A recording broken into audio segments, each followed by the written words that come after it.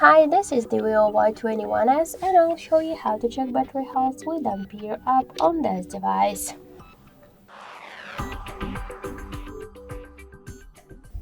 So first we should get the Ampere app from the Play Store app, and in the Play Store under the Ampere.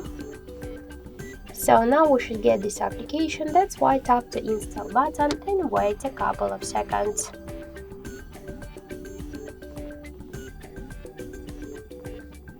After that, tap to open the app, click yes I agree, pick close and tap to OK in the left down corner.